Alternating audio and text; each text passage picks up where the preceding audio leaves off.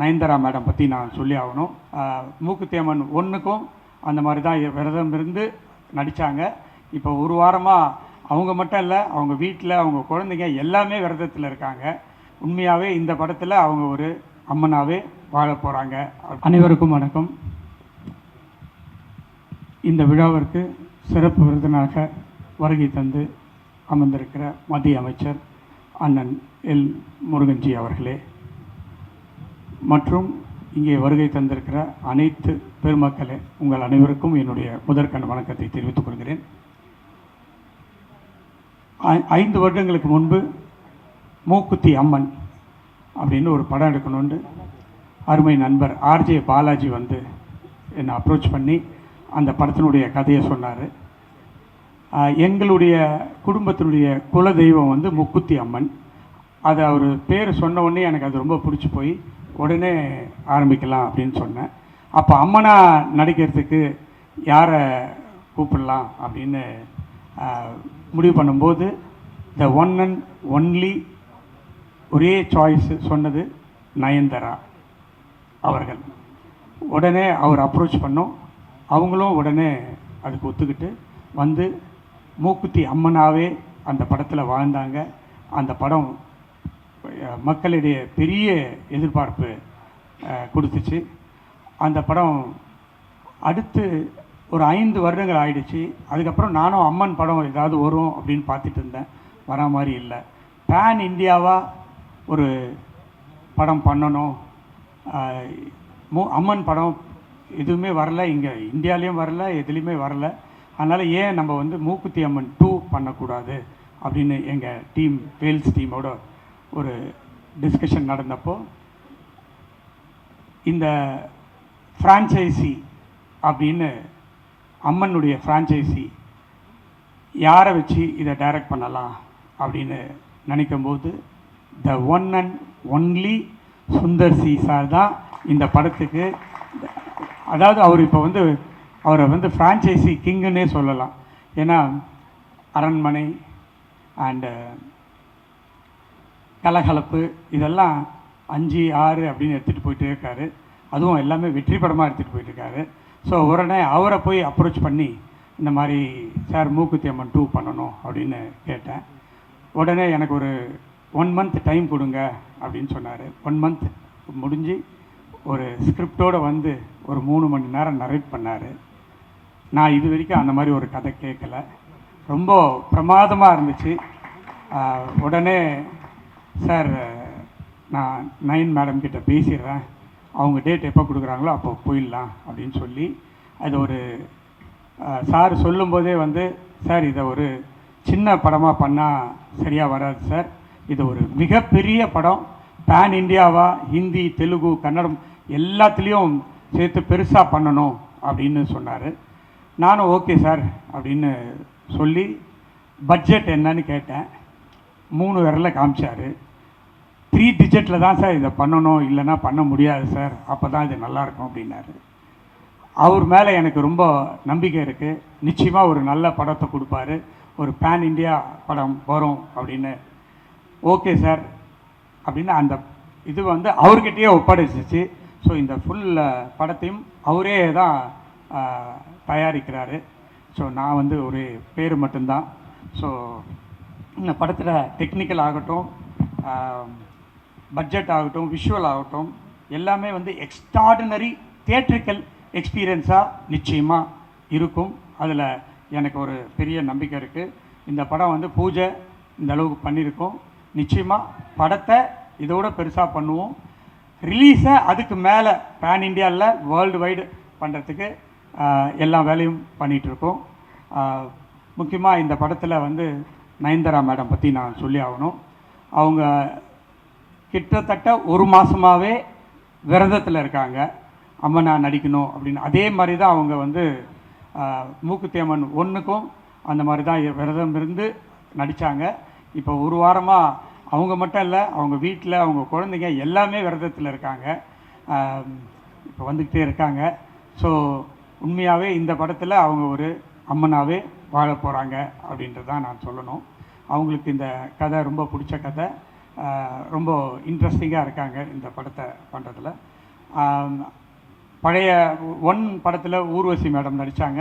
இந்த படத்துலேயும் அவங்க அம்மாவை நடிக்கிறாங்க. அந்த படத்தில் ஹிப்ஹாப் ஆதி அருமை தம்பி எனக்கு ரொம்ப என்னுடைய அன்பு சகோதரர்னு சொல்லலாம். அவர் தான் அந்த ஃபஸ்ட்டு படத்தை மியூசிக் போட்டார். சாரி போடல, அரண்மனை போட்டார். அரண்மனை 4 போட்டார். அந்த படம் மிகப்பெரிய வெற்றி. உடனே சுந்தர் சார் சொன்னார், இதுக்கு ஹிப்ஹாப்பை போட்டுடலான்னு. சார் எனக்கு ரொம்ப சந்தோஷம் அப்படின்னு சொல்லி உடனே ஹிப்ஹாப்பும் உள்ளே வந்துட்டார். அருமை சகோதரர் துனியா விஜய் கர்நாடகாவில் பெரிய ஹீரோ. அவர் நடிப்பாரா சார்ன்னு சுந்தர் சி சாரை கேட்டேன்.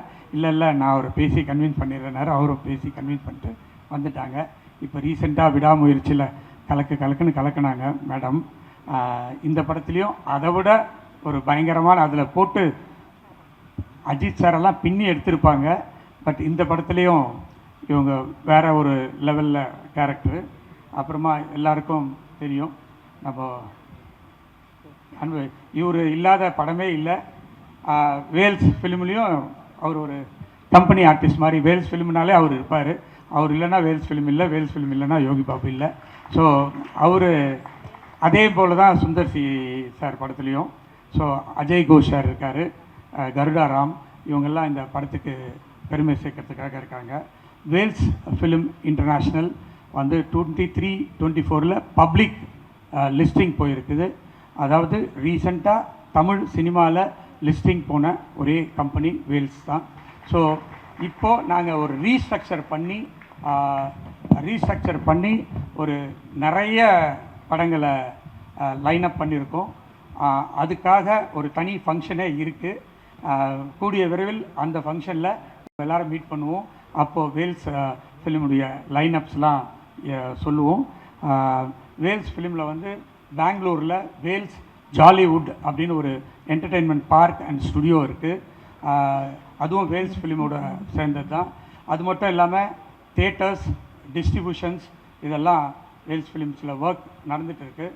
ஸோ சினிமாவில் ஒரு பெரிய என்னுடைய ஃபாதர் மறைந்த ஐசரி வேலன் வந்து காமெடி நடிகர், மறைந்த எம்ஜிஆரோட நிறைய படங்கள் நடித்தவர். அந்த ஒரு பேஷனில் நான் ஒரு மூவிஸ் பண்ணணும் அப்படின்னு ஒரு ஆசையில் பண்ணிகிட்ருக்கேன். அதுக்கு எல்லாரும் நல்ல ஹெல்ப் பண்ணிகிட்ருக்காங்க.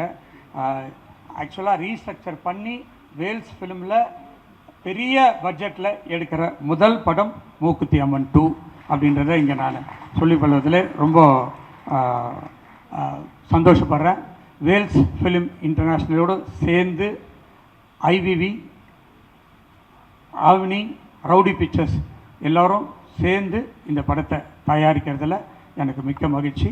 இந்த விழாவுக்கு வந்த அனைவருக்கும் என்னுடைய மனமார்ந்த நன்றியை தெரிவித்து விடைபெறுகிறேன். நன்றி, வணக்கம்.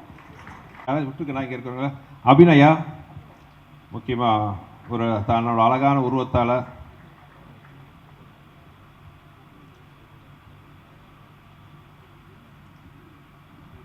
அபிநயா,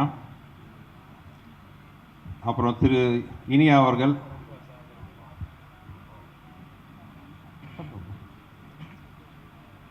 ஒரு சிறந்த நடிகர், வெற்றி படங்களில் பல பங்கு பெற்ற திரு அஜய் கோஷ் அவர்கள்,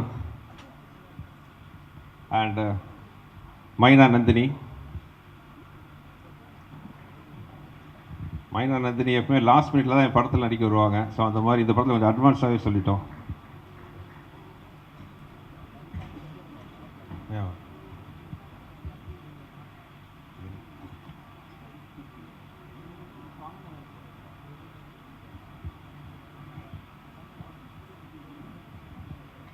அப்புறம் மதகஜ ராஜா படத்தில் நகைச்சுவையில் கலக்கின திரு சுவாமிநாதன் அவர்கள்,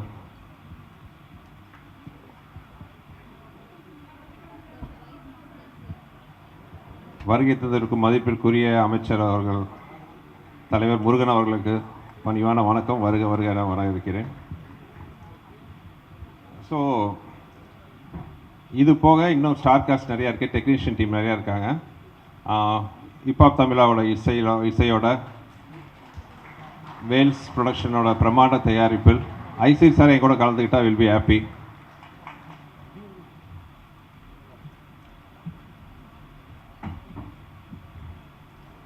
ஸோ அந்த பிரமாண்டமான படத்தை நாங்கள் நினச்ச மாதிரி பண்ணுறதுக்கு எல்லா வித ஊக்கமும் உத்வேகம் அளிக்கிற ஐசிடி சாருக்கு நன்றி சொல்லிக்கிறேன். இதுதான் வந்து மூக்குத்தி அம்மனோட core team, Mookuthi Amman 2ஓட core team. உங்கள் எல்லாத்தோட நல்வாழ்த்துக்களோட இன்று எங்கள் பயணம் இனிதே ஆரம்பிக்கிறது. நன்றி.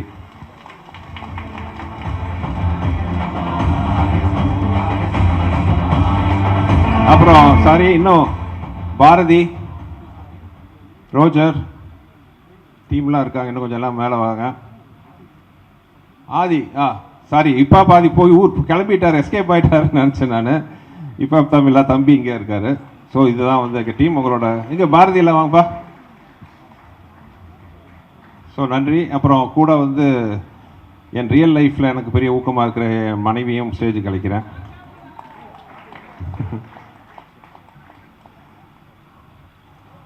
ஸோ ஸ்க்ரீனுக்கு முன்னாடி இல்லைனாலும் பின்னாடி வந்து இவங்களும் எங்கள் டீமில் வந்து முக்கியமானவங்க. So this is our team. Thank you.